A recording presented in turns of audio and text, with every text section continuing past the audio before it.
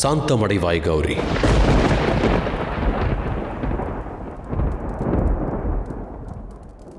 கௌரி, நீ நாராயணரை தாக்க முற்படுவதற்கு முன்பு மற்றொரு நபரை பற்றி சிந்திக்க வேண்டியது அவசியம்.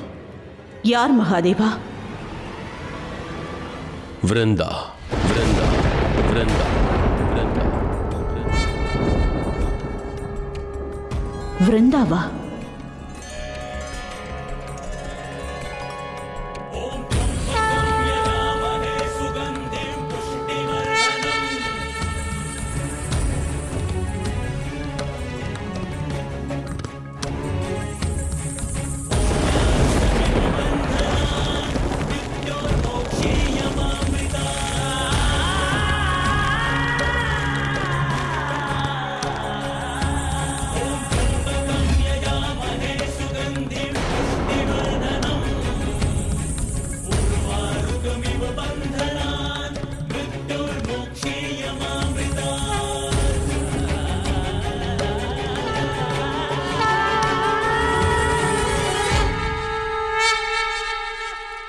எனக்கு தாயாரின் தரிசனம் கிடைத்துள்ளது.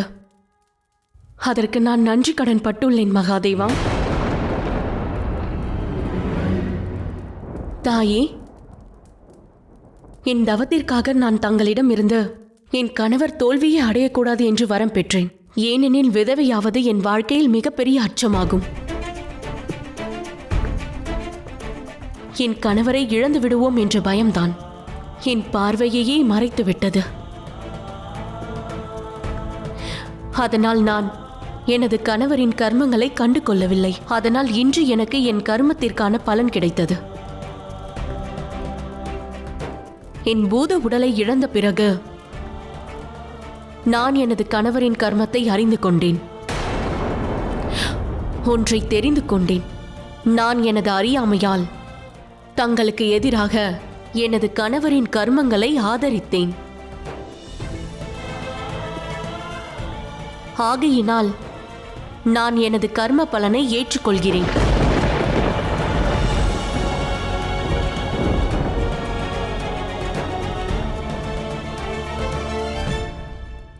தாங்கள் கூறியது சரிதான் நாராயணரே.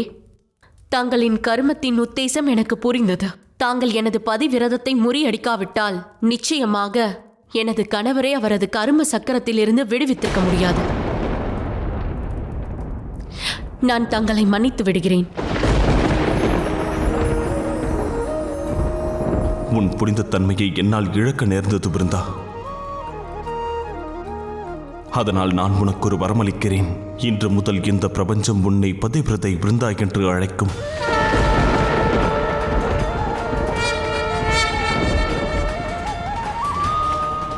மேலும் தேவி பார்வதி உன் திருமணத்திற்கு முன்பாக உனக்களித்த வரமும் பலிக்கும் பிருந்தா. உன் திருமண நாளென்று உன்னை நான் ஆசிர்வதிக்கிறேன். இந்த பிரபஞ்சம் உள்ளவரை உனது நேர்மையும் உனது புனிதமும் துளசியைப் போலவே நினைவு கூறப்படும். அது மதிக்கவும் படும். அதனால் இனி இந்த பிரபஞ்சம் எங்கும் என்னை பூஜிக்கும் முன்பாக துளசியை பூஜிப்பார்கள்.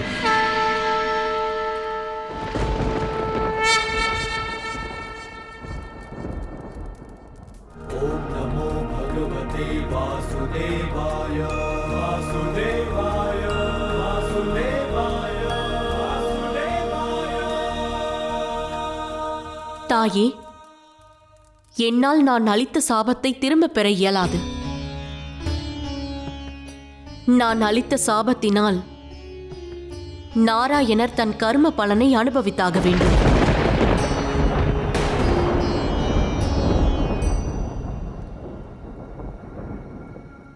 தாங்கள் யாரையும் பழிவாங்க தேவையில்லை.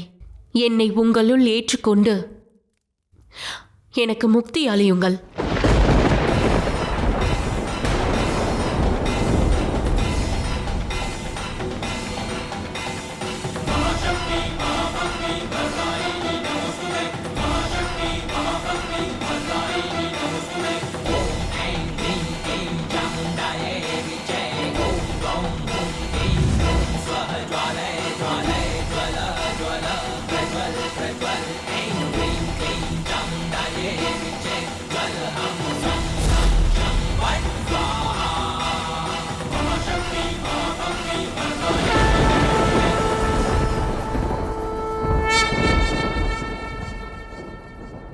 விருந்தாவிற்கு மோட்சம் அளித்ததற்கு நன்றி கூறுகிறேன் தேவி.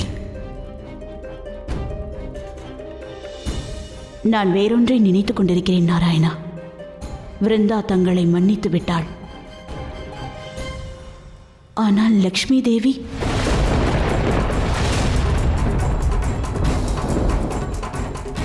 அவர் தங்களை மன்னிப்பாரா?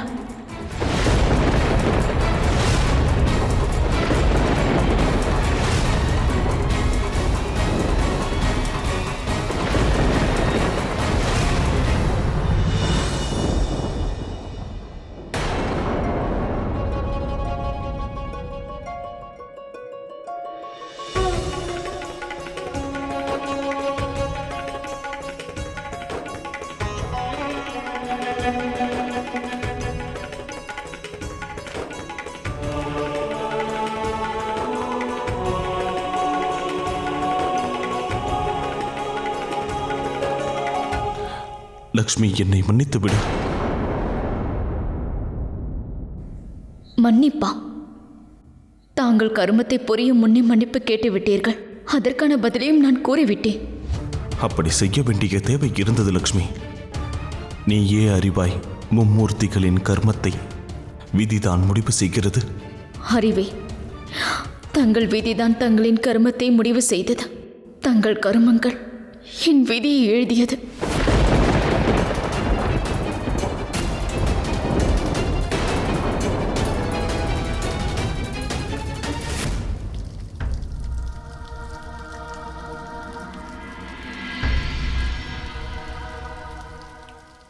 என் நெற்றிக் கண்ணிலிருந்து வெளிப்பட்ட இந்த அக்னியை நான் திரும்பப் பெற இயலாது. இதை அப்படியே பிரபஞ்சத்தில் விட்டுவிடவும் இயலாது. ஏனெனில் இது மிகப்பெரிய அழிவை ஏற்படுத்த வல்லது. எவ்வாறு தாங்கள் என்னிடம் சூழ்ச்சி செய்தீர்களோ அதைப் போலவே தாங்களின் மனைவியிடம் எவரேனும் சூழ்ச்சி செய்வார்கள்.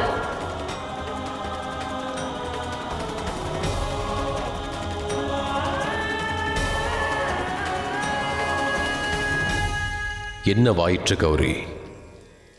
நீ ஆழ்ந்த சிந்தனையில் இருப்பதேன்? மூல காரணத்தை எண்ணுகிறேன். தாங்கள் அன்றே எவ்வளவு தெளிவாக கூறினீர்கள். உங்களில் ஏற்பட்ட கோப நெருப்பானது அழிவிற்கான காரணமாக அமையும் என்று அன்றே தாங்கள் எடுத்துரைத்தீர்கள். ஆம் கௌரி, அக்னியானது எரிந்து சாம்பலாவதற்கு முன்பு மாபெரும் சக்தியாக கொழுந்துவிட்டு எரியும்.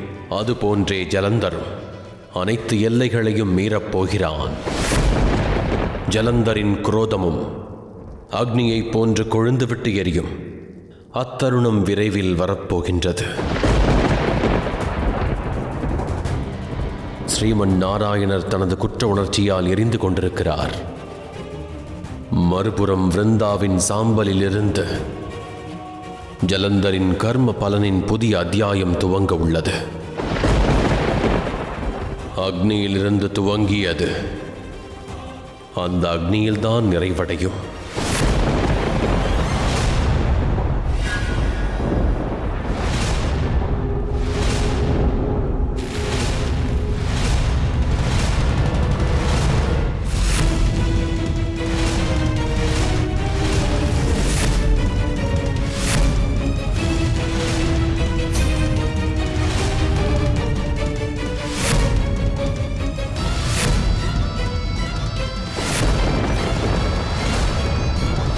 எனது கணவர் நெருப்பிலிருந்து உருவானவர்.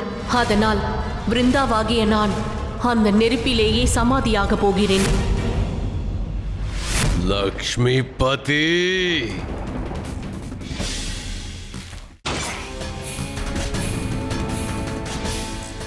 இன்று வரை நான் புரிந்த எந்த குற்றங்களையும் எண்ணி நான் வருந்தியதில்லை. ஆனால் இன்று முதன்முறையாக நான் எவ்வளவு தவறானவன் என்பதை உணர்ந்து விட்டேன். சூழ்ச்சி புரியும் எண்ணத்தோடு ஒரு பெண்ணை மணம் முடித்தேன். அந்த பெண்ணே என்னுடைய பாதுகாப்பு கவசமாகி இருந்தாள். சுயநலமின்றி என் மீது அளவில்லா அன்பு கொண்டாள். இன்று நான் என் தவறுகளை உணர்ந்து வருந்திக் கொண்டிருக்கும் பொழுது அந்த பெண்ணிற்கு எனது மனைவி என்ற உரிமையை வழங்க எண்ணுகையில் அவளுக்கு நான் மதிப்பளிக்க நினைக்கையில் அவள் இங்கு இல்லை. நான் தவறிழைத்து விட்டேன். அவள் எனக்கு வேண்டும். இந்த சாம்பல்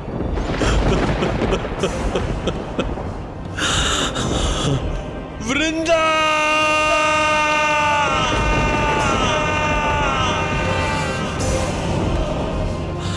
விருந்தா!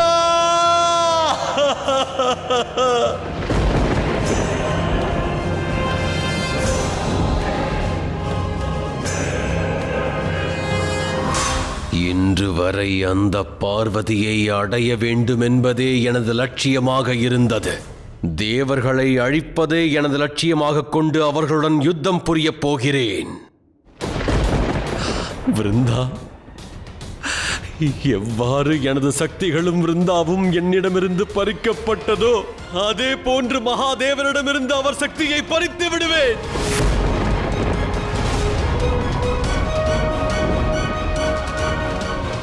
நான் என் மனைவி மீதும் அவளின் சாம்பல் மீதும் ஆணையிடுகிறேன்.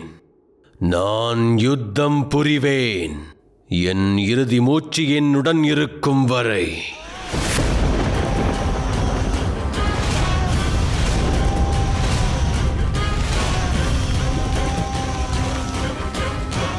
பார்வதி, உன்னை அடைய வேண்டும் என்பது மட்டும் எனது லட்சியம் இல்லை. உன்னை நான் நிச்சயம் தோற்கடிப்பேன். மகாதேவரிடம் நான் விடுத்த சவாலை நிறைவேற்றி அவரின் கண்களுக்கு முன்பாகவே உன்னை அபகரித்து செல்வேன். ஆயத்தமாகுங்கள் லக்ஷ்மிபதி மற்றும் மகாதேவா. ஏனெனில் இது என்னுடைய சவால் மட்டுமல்ல, ஜலந்தர் மேற்கொண்ட சபதமாகும். சபதமாகும். சபதமாகும்.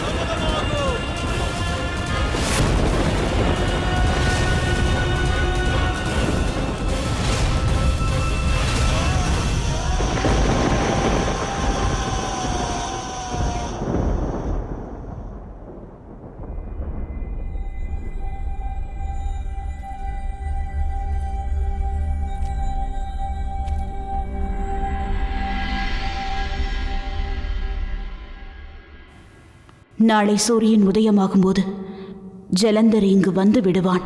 இங்கு யுத்தமும் துவங்கிவிடும்.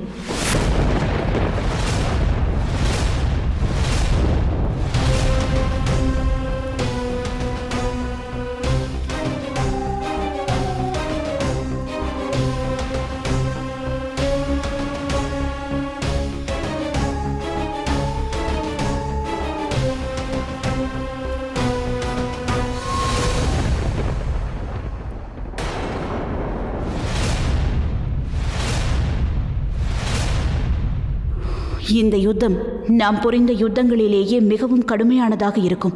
ஆகையினால் தயாராக இருங்கள். விருந்தாவின் மரணத்துக்கான பதில் யுத்தம் அல்ல ஜலந்தர். யுத்தம் செய்வது முறையல்ல. அதனால் உன் உயிரே ஆபத்தில் சிக்கலாம். ஏனெனில் உன்னிடம் விருந்தாவின் பாதுகாப்பு கவசம் இல்லை. யுத்தம் புரிய அனுமதி வாங்குவதற்காக நான் வரவில்லை ஆச்சாரியரே. யுத்தத்தை அறிவிக்க வந்துள்ளேன். பதில் கூறுங்கள் குருவே. இந்த யுத்தத்தில் தாங்கள் எனக்கு சகாயம் புரிவீர்களா இல்லையா? நிகழும் யுத்தமானது வெறும் ஆயுதங்களாலும் தந்திரங்களாலும் நிகழக்கூடியதல்ல. மாறாக நிகழக்கூடிய யுத்தம் உளவியல் பாதிப்பை ஏற்படுத்தும். ஜலந்தரிடம் விருந்தாவின் பாதுகாப்பு கவசம் இல்லாமல் இருக்கலாம். ஆனால் அவன் கோப அக்னியில் உருவானவன். ஜலந்தரை தோற்கடிப்பது அத்தனை சுலபமல்ல கௌரி. நடக்கப் போகும் யுத்தம் மனம் சார்ந்ததோ உடல் சார்ந்ததோ, நாம் இந்த யுத்தத்திற்காக, அந்த ஜலந்தரின் மரணத்துக்காக எதையும் செய்ய தயாராக உள்ளோம்.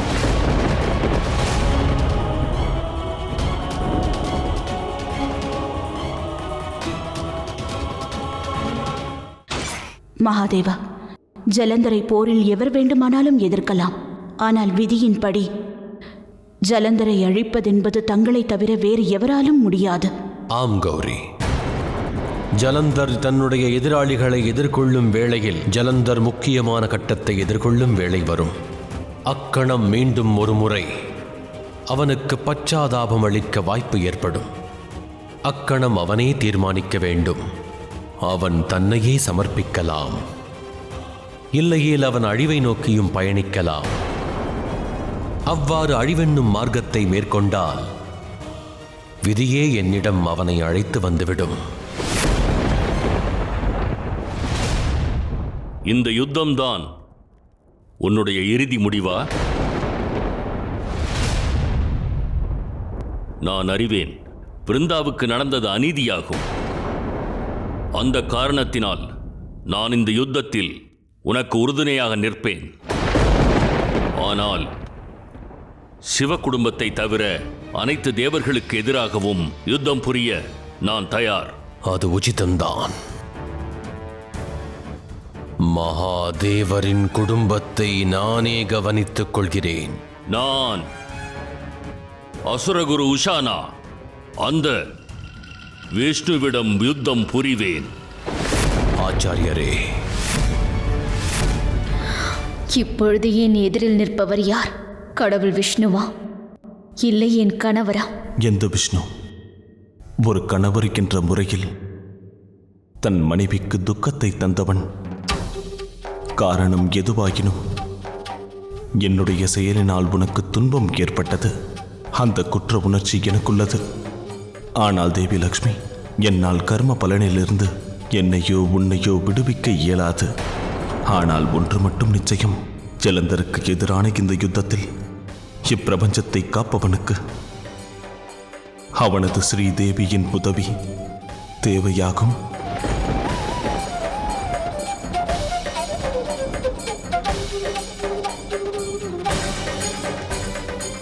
என்ன நடந்தாலும் சரி நாராயணரே, இந்த லக்ஷ்மி எப்பொழுதும் உங்களுடனே இருப்பாள். ஒரே ஒரு இச்சை மட்டும்தான், இந்த யுத்தம் விரைவிலேயே முடிவடைய வேண்டும். நான் இந்த சிவாம்சம் பொருந்திய குழந்தைக்கு வரத்தை அளிக்கப் போகிறேன். இந்த குழந்தை எதிர்காலத்தில் தோல்வியே காணாத வீரனாவான். அது மட்டுமல்ல, நான் மற்றொரு ஆசீர்வாதமும் அளிக்கிறேன். அந்த மகாதேவரால் கூட தனது திரிசூலத்தால் உன்னை அழிக்க இயலாது குழந்தாய். ஜலந்தரும் மகாதேவரின் அங்கமாவான். மகாதேவரின் திரிசூலத்தால் கூட அவனை அழிக்க முடியாவிட்டால் எந்த சக்தியினால் அவனை அழிக்க முடியும் என்று கூடிய விரைவிலேயே நானாக அதை கண்டு உணர வேண்டும்.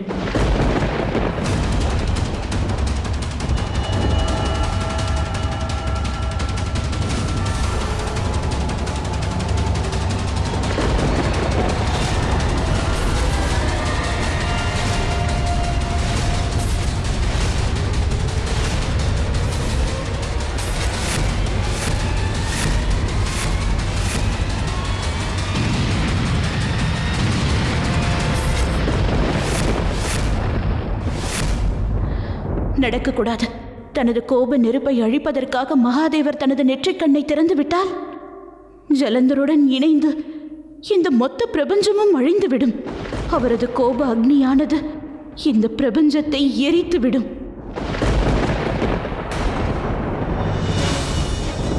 மகாதேவா, இப்பொழுது நான் கண்ட காட்சியானது நடந்துவிடக்கூடாது. பிரபஞ்சத்தின் அழிவு, இது இது இது எப்படி உண்மையாக இருக்க முடியும்? கௌரி, நீ உன்னுடைய கற்பனையில் இப்பிரபஞ்சத்தின் அழிவை கண்டிருந்தால் அது உண்மைதான் கௌரி. உண்மை இதுவென்று அறிந்திருந்தும் கூட தாங்கள் அமைதியாக இருக்கிறீர்களே. மகாகாலன் மகாகாளியின் கணவராவார். நான் இந்த யுத்தத்தின் விளைவுகளை பற்றி பற்றற்று உள்ளேன். இந்த பற்றற்ற ஒரு நிலை எனக்கு ஏற்பட்டதன் காரணமானது நீ நன்கு அறிந்ததாகும். எவர் அறிவார், நீ கேட்கும் இந்த கேள்வியிலேயே அதற்கான பதிலும் அடங்கியிருக்கும். இது விடுகதைக்கான நேரமில்லை மகாதேவா. எப்பொழுதும் போல இப்பொழுதும் உனக்கான பதிலை நீயே தேடிக் கண்டறிய வேண்டும் கௌரி.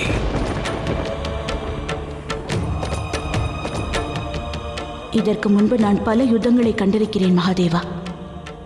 ஆனால் இது போன்ற விசித்திர எண்ணம் இதற்கு முன்பு எனக்கு தோன்றியதே இல்லை. எனக்கு என்ன தோன்றுகிறது என்றால், இன்றைய இரவு இருள் சூழ்ந்த இரவாக இருக்கும் என்று.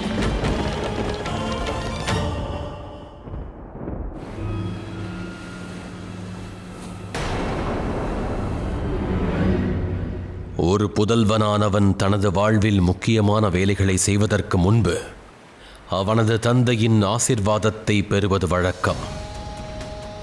நாளை சூரிய உதயம் நிகழ்கையில் நான் கைலாயத்துடனான யுத்தத்தை அறிவிப்பேன். அதனால் நான் செல்வதற்கு முன்பு இதை இறுதி வணக்கமாக ஏற்றுக்கொண்டு அருள் புரியுங்கள் தந்தையே.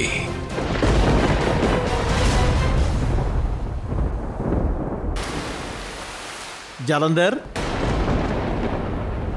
தாய் தந்தையர்களுக்கு அவர்களின் குழந்தைகள்தான் இவ்வுலகின் மிகப்பெரிய சொத்தாக கருதப்படுவார்கள்.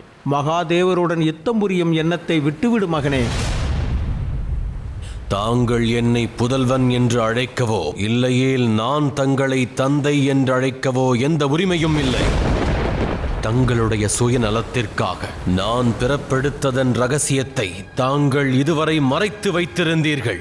எனினும் அதை நானே அறிந்து கொண்டேன். தங்களின் விழிகளில் முதலாக கண்ணீரை கண்ட பொழுது நான் அந்த உணர்வுகளை உச்சக்கட்ட நிலையில் உணர்வதற்காக ஆவலாக இருந்தேன். அவ்வுணர்வுக்கான உச்சத்தை அடையும் வழியையும் நானே கண்டறிந்தேன். தாங்கள் ஒரு தந்தையாக இதுவரை தங்களின் கடமையை சரிவர செய்ததில்லை. ஆகையால் தங்களது வார்த்தைகளால் என்னை கட்டுக்குள் கொண்டு வர இயலாது சமுத்திர தேவா. ஜலந்தர், போதும். நிகழும் யுத்தத்தில் நான் வென்றாலும் சரி, தோல்வியுற்றாலும் சரி, தங்களிடம் ஒன்றை மட்டும் நான் கூற விரும்புகிறேன். இதுவே நாம் சந்திக்கும் இறுதி சந்திப்பாகும்.